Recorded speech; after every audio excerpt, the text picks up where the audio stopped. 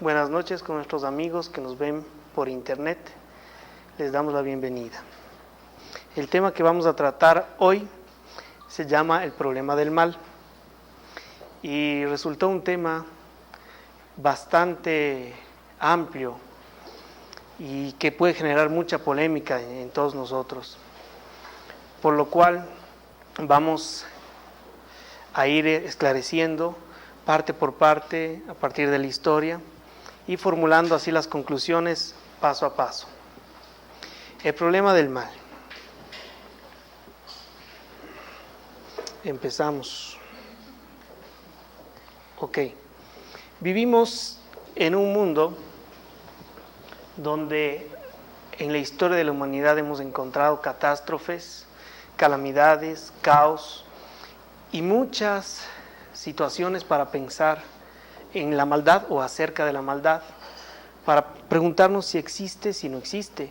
Es un mundo convulsionado donde encontramos contrariedades, muchas hostilidades, y así durante mucho tiempo hemos visto, por ejemplo, en el Antiguo Testamento, está lleno de historias como la humanidad ha tenido necesidad de sufrir, ¿no? ¿De acuerdo? Tenemos la anécdota de Abel y Caín, donde vemos a los dos hermanos que entran en conflicto, un conflicto que después vamos a entender qué consecuencias tendrá, ¿sí? Hemos tenido que pasar por situaciones dolorosas y, en fin, el caos de la humanidad, las calamidades, etc.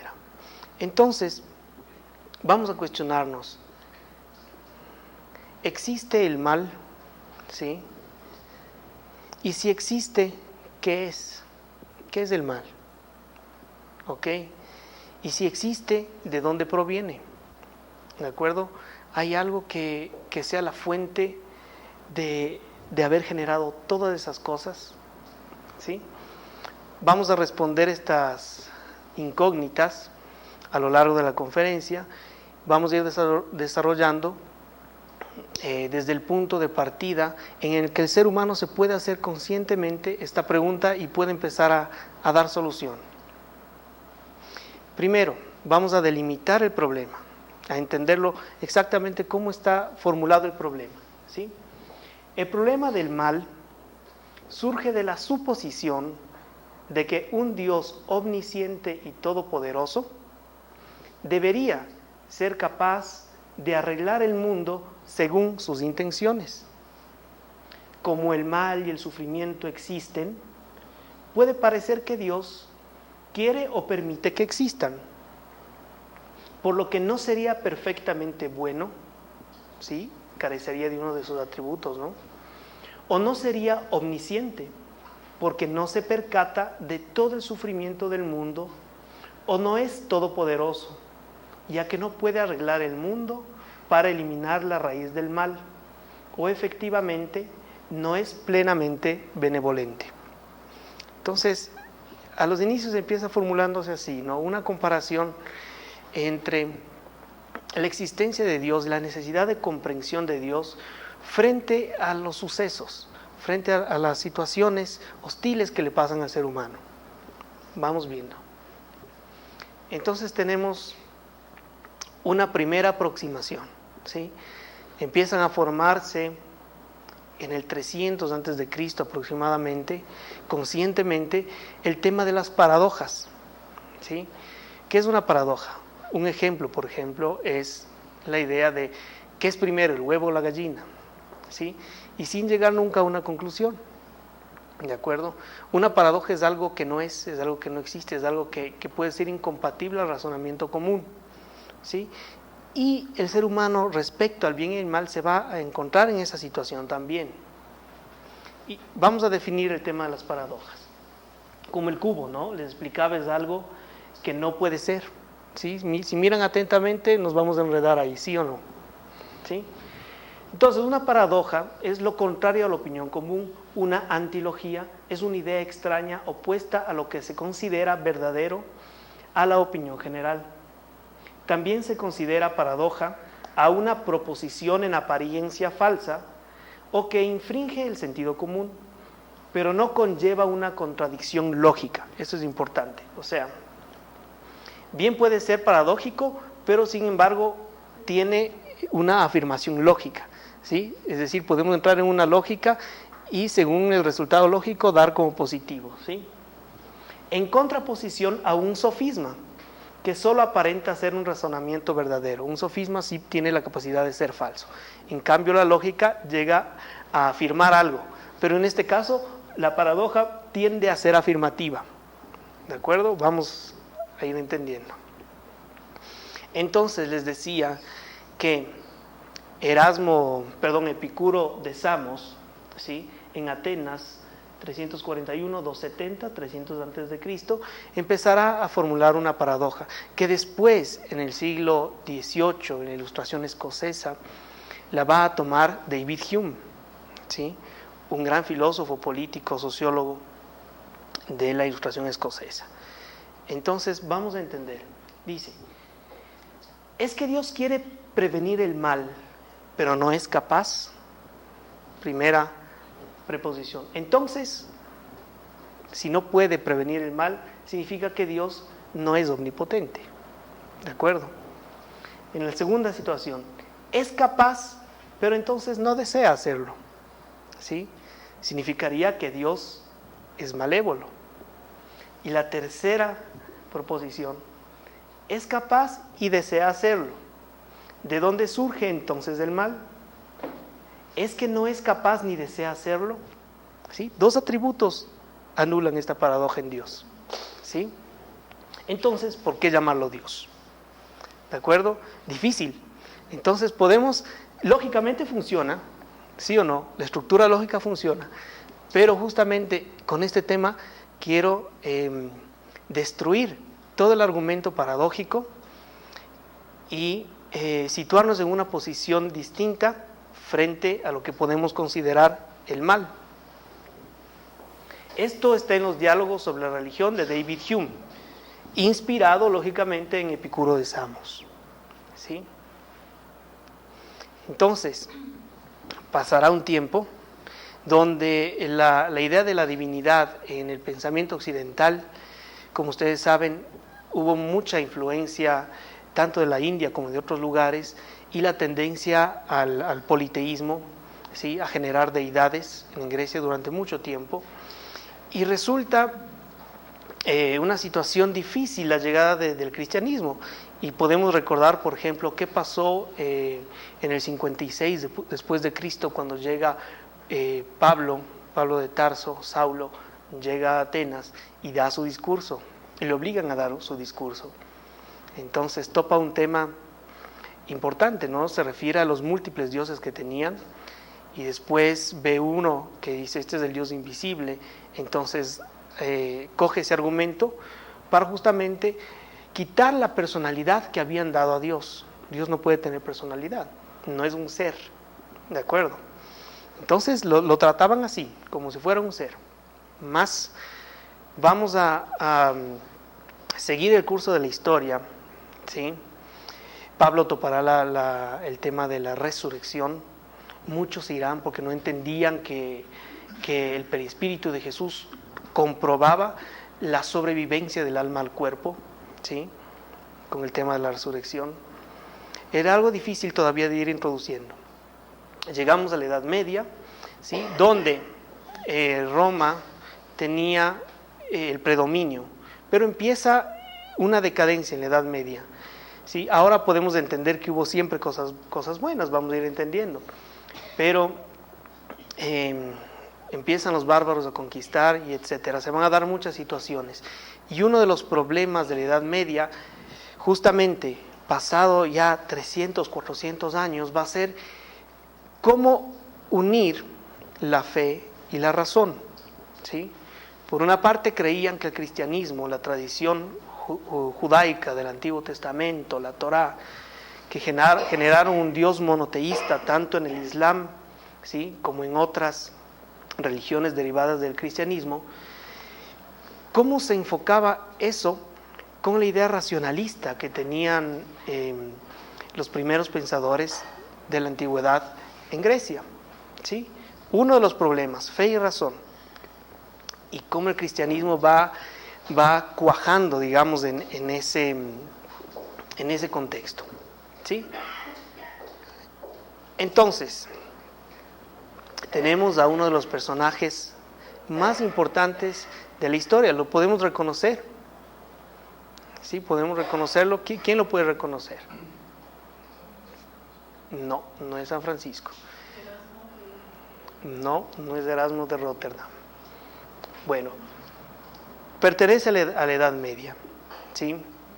Y es muy importante que nosotros, como espiritistas, entendamos la importancia de este personaje, tanto en la historia como para la doctrina. Se trata de Agustín de Hipona, ¿de acuerdo? Va a ser Agustín de Hipona quien empiece a formular una situación distinta frente al problema del mal. ¿Sí? De hecho, él empieza a llamar ya al problema del mal como un problema, ya un problema del mal. Vamos a recorrer ciertas situaciones. Nace en Tagaste. Tagaste es en África, era parte del Imperio Romano en ese entonces, ¿sí? 354 hasta el 430. Tiene sus libros, El problema del mal, Razón y Fe, que era un tema que trataban en la Edad Media, al que él, por ejemplo, dice, entender para creer y creer para entender, lo que buscaba una conciliación entre fe y razón, ¿sí? Y no puede ser separado. Ya voy a ampliar un poco más de eso también. Topa el tema del libre arbitrio y en sus confesiones, que son autobiográficas, encontramos varios momentos de su vida, ¿sí? Vamos a leer una frase que dice: la fe consiste en creer lo que no vemos y la recompensa es ver lo que creemos. ¿De acuerdo? Entonces, bastante sensato en su definición. Y ustedes van a decir, sí, tiene cierto sabor a la doctrina espiritista. Vamos a entender por qué es 100%. ¿Sí? Muy bien. Tenemos entonces la infancia de San Agustín, de Agustín de Hipona. ¿Sí? Un niño que tuvo bastante curiosidad en de joven prepararse. Salió, de hecho, a estudiar con varios de los mejores maestros del Imperio Romano, grandes oradores, legistas, estudió retórica, se hizo un personaje bastante controversial, porque en su capacidad de oratoria decía, estos son hechos, no palabras, diciendo algo que era falso. Muchas veces le tocó defender injustamente casos en los que él todavía no tenía conciencia del mal que estaba provocando, sin embargo ganaba los casos, ¿sí? Y hacía que las personas que eran culpables salgan absueltas.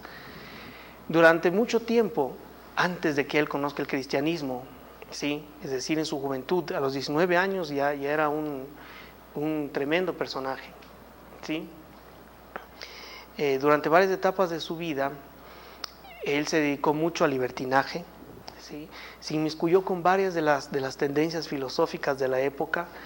Estaban los maniqueos, que vamos a entenderlo más adelante, estaban los neoplatónicos, y en todas las corrientes filosóficas Agustín de Hipona se destacaba, era su exponente preferido, ¿sí? Tal es así que antes de que a él llegue el cristianismo, él perseguía a los cristianos igual, trabajaba en contra del progreso y la expansión del cristianismo, ¿sí? Llega a ser orador del Imperio Romano, ¿sí? Es decir, la voz del emperador, ¿sí? Un cargo muy importante, uno de los cargos más importantes del imperio. Lógicamente, los cargos políticos en ese entonces tenían muchas retribuciones en cuanto a complacencia de los sentidos, ¿no? Y Agustín disfrutaba mucho de eso. Entonces, su madre, Mónica, le inculcaba siempre los principios cristianos, más él siempre se resistía y tenía mucha mala relación con la mamá cuando topaban ese punto, ¿sí? Llega a tener un hijo que es Adeodato, el cual muere joven, ¿sí? Antes de los 15 años. Entonces San Agustín pasa por muchas etapas en su vida críticas, ¿de acuerdo? Llega a conocer en Roma, en Milán, a uno de los grandes oradores cristianos, ¿sí? Era el más temido para los opuestos al cristianismo, ¿sí? Así como Agustín, antes de ser cristiano, era el más temido para la difusión del cristianismo. Asimismo, Ambrosio, San Ambrosio, era el más temido para el poder político de Roma, ¿sí? Porque lógicamente los principios del cristianismo no concordaban con tanta complacencia de las otras tendencias filosóficas, ¿sí? Entonces Ambrosio, tremendo orador, se ve frente a frente a Agustín de Hipona, quien es encomendado a destruir toda la misión de Ambrosio, ¿ya? Él tenía su iglesia y la misión de Agustín era destruir todo esto. Empieza a escuchar atentamente sus discursos de oratoria y algo empieza a cambiar en Agustín, ¿sí? Más como él necesitaba ese cargo político, se sentía bien en ese cargo político, ¿sí? Se resiste y llega a tener un conflicto fuerte. Varias veces invadieron donde predicaba Ambrosio. Pero vamos a ver, dejamos ahí un poquito ese punto. Vamos a ver qué era lo que pensaba San Agustín antes del cristianismo, ¿sí? Tenemos esto, el maniqueísmo. El maniqueísmo era el club preferido de toda la política romana, ¿sí? La mayoría de exponentes importantes romanos eran maniqueos. Y era una tendencia religiosa, ¿no? Y filosófica, donde no había Dios, pero sin embargo, con el tema del bien y el mal se da un caso aquí muy particular. El maniqueísmo se concibe desde sus orígenes como la fe definitiva, es decir, ellos creían nosotros somos lo absoluto, ¿sí? Nada más fuera de nosotros es lo absoluto, ¿de acuerdo? Por cuanto pretende completar e invalidar todas las demás, por lo tanto estaba en contra del cristianismo. Creían que había una lucha eterna entre dos principios opuestos e irreductibles, el bien y el mal, que eran asociados a la luz y a la oscuridad o a las tinieblas. Entonces miren aquí una cuestión. Existe el dualismo, ¿no? Y al mal le otorgan una fuerza positiva tanto como al bien, ¿de acuerdo? Entonces, ¿cómo resuelve el problema del mal el maniqueísmo? Aseverando que existe el mal como fuerza y también existe el bien como fuerza, ¿sí? ¿De acuerdo? Esta cuestión no digería mucho Agustín. Entonces, tenemos luz y oscuridad, ¿de acuerdo? Todo tenía un positivismo en sí. Les hablé de Ambrosio y retomamos el punto. Con Ambrosio se encuentran en una situación, ¿sí? Agustín llega y le pregunta, lo ve estudiando, ¿sí? Todavía con temor y medio avergonzado por lo que estaba haciendo, le pregunta, ¿qué libro estás estudiando? Y Ambrosio le dice, es Plotino, estoy estudiando Plotino. Plotino era neoplatónico, ¿sí? Es decir, una corriente que vuelve a retomar las ideas de Sócrates y de Platón especialmente para reintegrarlas a su contemporaneidad, ¿sí? Entonces, esto le llamó mucho la atención a Agustín. Y dice, ¿cómo? Pero si tú eres cristiano, ¿por qué estás estudiando a Plotino? ¿Sí? No era solamente el Antiguo Testamento, o en fin, sino había mucho conocimiento alrededor del cristianismo. Plotino, entonces, les llama la atención. Y es gracias a ese hecho donde podemos entender este triple aspecto en San Agustín. Platón, lógicamente Platón viene de las ideas de Sócrates. ¿Cuáles eran esas ideas de Sócrates? La inmortalidad del alma, el conocimiento de sí mismo, ¿sí? Una existencia de un mundo material versus un mundo espiritual, ¿sí? Y la sobrevivencia del alma también, ¿De acuerdo? Acordémonos que Platón viajaba bastante y viajaba a África, a Alejandría, y en Alejandría se unía todo esto. De hecho, en una parte del Evangelio, según el Espiritismo, se puede constatar que Platón ya había leído el Antiguo Testamento, ¿sí? Entonces las ideas y las propuestas de Platón no vienen al azar. Después tenemos a Plotino y lógicamente luego a San Agustín. ¿De acuerdo?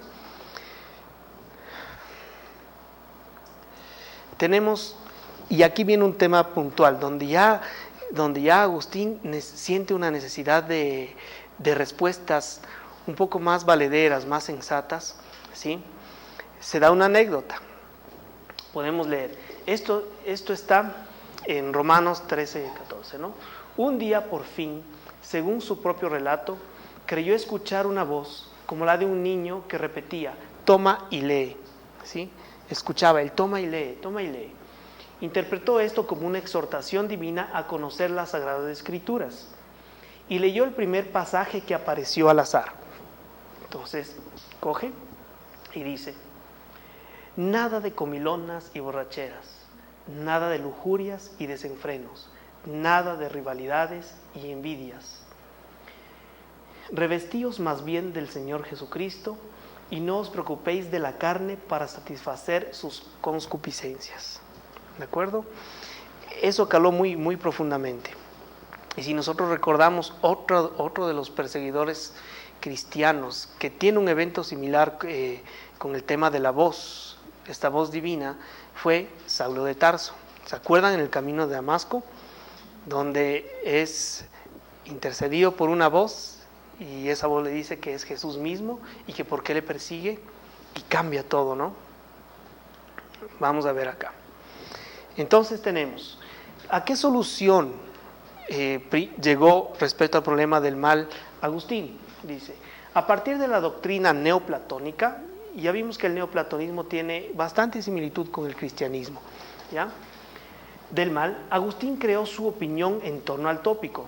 Ambrosio, el que les mencionaba, la persona que lo convirtió al cristianismo, un día indicó que al definir el mal como una falta de un bien, una realidad aplicada al mundo filosófico por Agustín.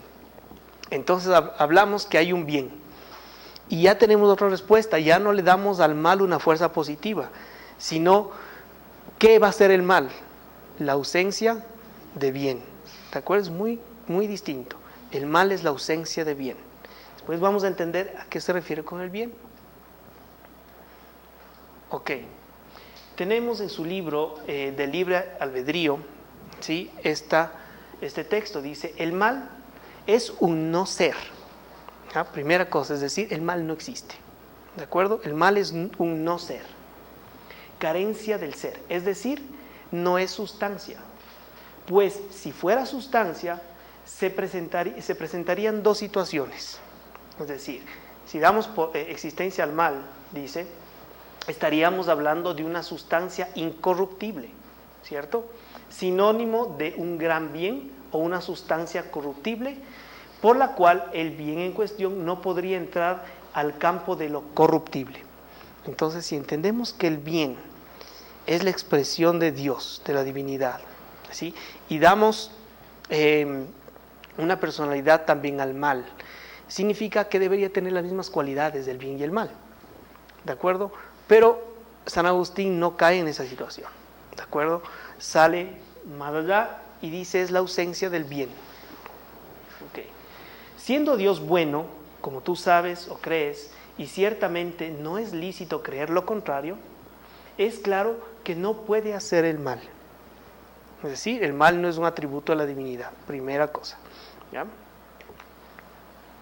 Y tenemos, esto es muy importante que para entender toda la doctrina espiritista se considere. Y tenemos en el Evangelio, según el espiritismo, en la introducción, en el ítem 4, tenemos esto. Sócrates y Platón, precursores de la idea cristiana y del espiritismo. Y vamos a ver por qué es trascendental entender el pensamiento de San Agustín. ¿Ya? de ese modo, como la idea no surge bruscamente, cuando hace su aparición encuentra espíritus dispuestos a aceptarla. Así ha sucedido con la idea cristiana, presentida muchos siglos antes de Jesús, y los esenios, y cuyos principales precursores fueron Sócrates y Platón. Sócrates y Platón presintieron la idea cristiana. También se encuentra en su doctrina los principios fundamentales del espiritismo. Esto está en el Evangelio. Entonces, vemos que toda la verdad absoluta, ¿sí?, la verdad natural, ¿sí?, es una cosa que no la va a traer Jesús, sino viene preparándose desde mucho antes. Jesús la dará una explicación más adecuada, que ya vamos a ir entendiendo más. Es decir, inmortalidad del alma. ¿Qué otros principios más? Sobrevivencia del alma, reencarnación. Estaban ya en todos los principios de Sócrates y Platón. ¿De acuerdo? Entonces volvemos a San Agustín, y encontramos en el Evangelio según el Espiritismo, en el ítem 11 del capítulo 1, ¿sí?, donde dice: yo no vine a destruir la ley, sino a cumplirla. ¿Ok? Tenemos este texto respecto a San Agustín, y dice: es uno de los más importantes divulgadores del espiritismo. Y aquí viene una cuestión. De ustedes, ¿quién sabía que bastantes de los mensajes, bastantes de las ideas que se formulan en el libro de los Espíritus y en toda la codificación vienen de San Agustín?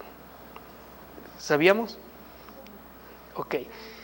San Agustín forma parte de esta falange que se llama el Espíritu de Verdad. Este Espíritu de Verdad va a tener la iniciativa de que el espiritismo sea difundido en nuestro planeta, ¿sí?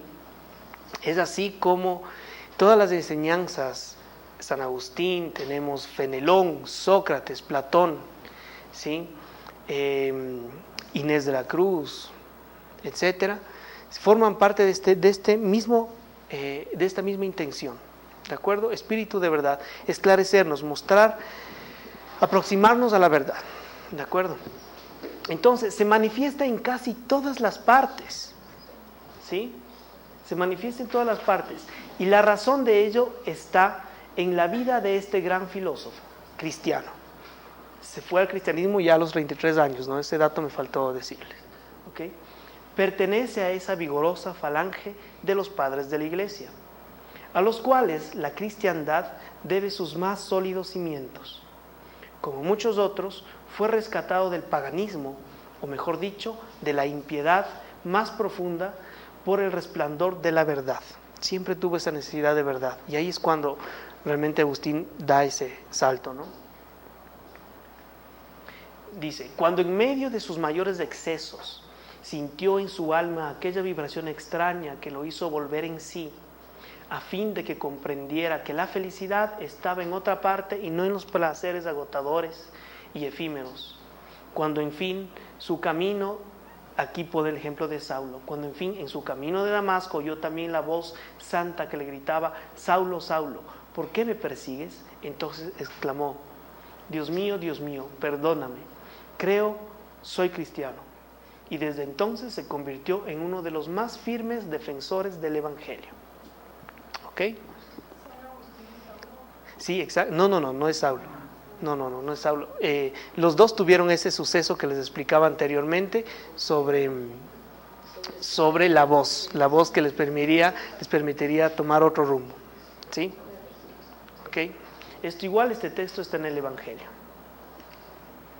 Y tenemos, vamos a completar el texto, que es de Erasto, discípulo de San Pablo, París, 1863. Dice: en las notables confesiones que este espíritu eminente, Agustín, ¿no?, dejó, se pueden leer las palabras características y proféticas al mismo tiempo que pronunció después de haber perdido a Santa Mónica, a su mamá. ¿De acuerdo? Pero sí alcanzó la mamá tuvo gusto porque alcanzó a verlo defendiendo a los cristianos luego, ¿no? Estoy convencido de que mi madre volverá a visitarme y a darme consejos revelándome lo que nos espera en la vida futura. Cuánta enseñanza hay en esas palabras y qué brillante previsión de la futura doctrina. Por eso, hoy, al ver que ha llegado la hora de divulgar la verdad que en otro tiempo presintió San Agustín, se ha vuelto su ardiente divulgador y se multiplica, por decirlo así, para responder a todos los que lo llaman. Y es así que gran parte del libro de los Espíritus son respuestas y consejos de él, especialmente la parte del libro número 3, donde está la ley natural, y la parte del hombre de bien, ¿sí? Y las leyes morales. ¿De acuerdo? Y en el Evangelio, claro. Uh-huh. Entonces, vamos a ver cómo concluye el tema del mal para Agustín. El mal no tiene existencia. Primera cosa, el mal no existe. Existe la ausencia de Dios. ¿Ok? Entonces vamos a otra pregunta. ¿Qué es Dios? ¿Sí? ¿Cuál es la respuesta número 1 del libro de los Espíritus? Perfecto, inteligencia suprema y causa primera de todas las cosas. ¿De acuerdo? ¿Y dónde? La siguiente pregunta sería esta. ¿Sí? Entendemos que no podemos comprenderlo y en fin, no voy a entrar a ese tema. Dice, ¿dónde encontramos la manifestación de Dios? ¿Sí? Primero tenemos que entender su manifestación para poder entender la ausencia de, ¿no es cierto? ¿Cómo podemos entender la ausencia de algo cuando no sabemos dónde está la expresión de ese algo? Entonces, ¿dónde está la expresión de Dios? ¿Qué más? Sí, el amor es una parte importante, ¿de acuerdo? Pero es algo que todavía no podemos entenderlo tan profundamente. Estamos en el proceso. ¿Qué expresión contiene la expresión de la divinidad? ¿Dónde está manifiesta? A ver. Acordémonos, Moisés, Jesús, la doctrina. ¿Qué expresan? ¿Qué expresa Moisés? ¿Qué viene? ¿Qué cosa? Exactamente. ¿Sí? La ley natural en este caso es la expresión de Dios. ¿De acuerdo? Entonces, ¿cuál es esta ley natural? Una de estas partes muy importante es la ley de justicia, amor y caridad. ¿De acuerdo? Vamos a entender eso. La justicia, el amor y la caridad como una de las expresiones de la ley natural y cómo podemos entender la ausencia de eso, cómo la ausencia de eso va a generar otra situación. ¿Ok? Entonces la manifestación de Dios está en la ley natural. Dice, ¿qué característica tiene? Lógicamente, si es expresión de Dios, tiene que tener las mismas cualidades. ¿Sí? ¿Qué se debe entender por ley natural? La ley natural es la ley de Dios. Es la única verdadera para la felicidad del hombre. Y esto es importante. El hombre solo es desdichado porque de ella se aparta. Después vamos a entender por qué de ella se aparta y cómo nos apartamos y por qué nos apartamos. ¿Ok? La pregunta 615 del libro de los Espíritus dice, ¿la ley de Dios es eterna? Es eterna e inmutable como el propio Dios. Es decir, ha existido siempre. ¿Sí? ¿De acuerdo? Es eterna. Definir a Dios es muy, muy difícil, por eso tenemos la expresión de Él en sus leyes, ¿de acuerdo? Que es muestra de la armonía y la estabilidad y muestra de la inteligencia, sobre todo del autor, ¿sí? Ok, tenemos, todas las leyes de la naturaleza son leyes divinas, puesto que Dios es el autor de todas las cosas.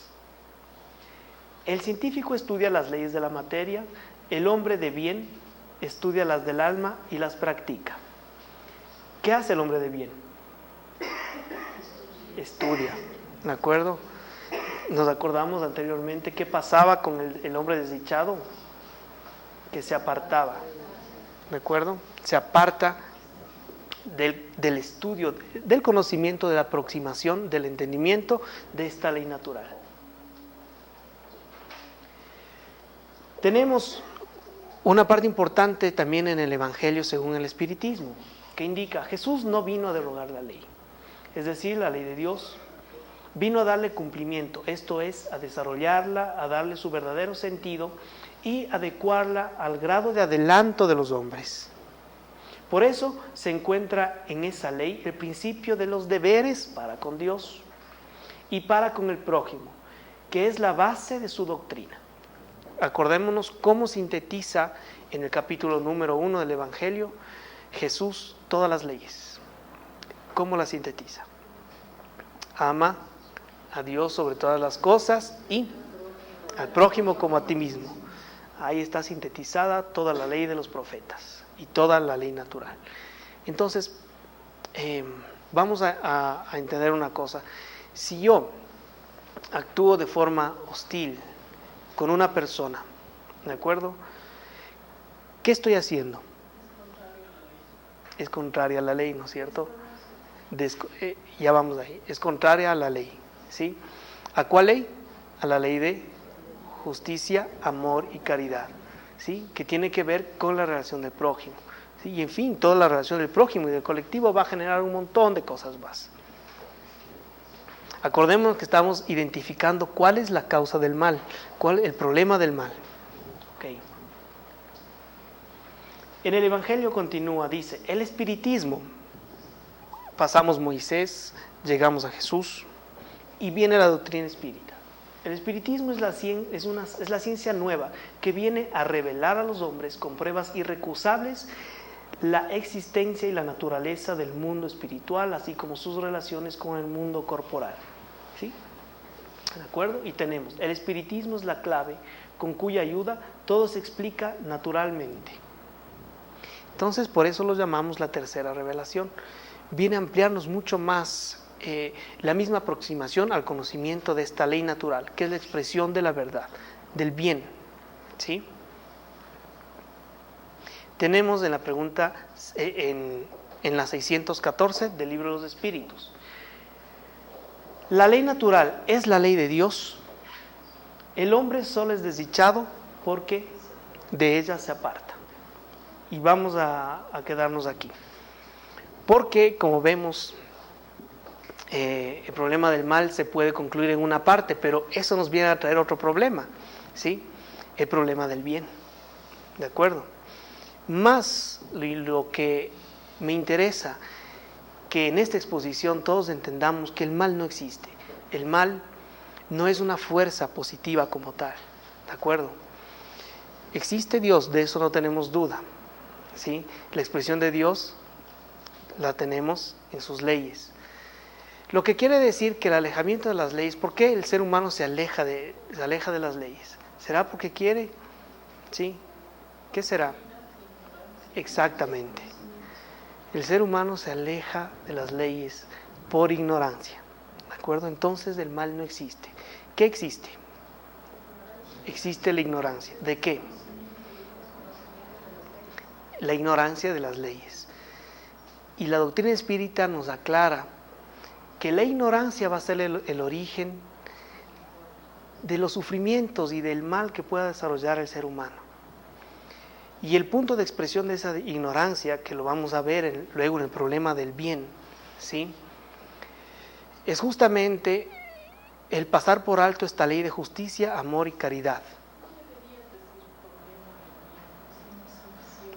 Sí, porque luego vamos a entender el bien y a destruirlo igual de una forma para llegar a otra conclusión, que eso viene luego.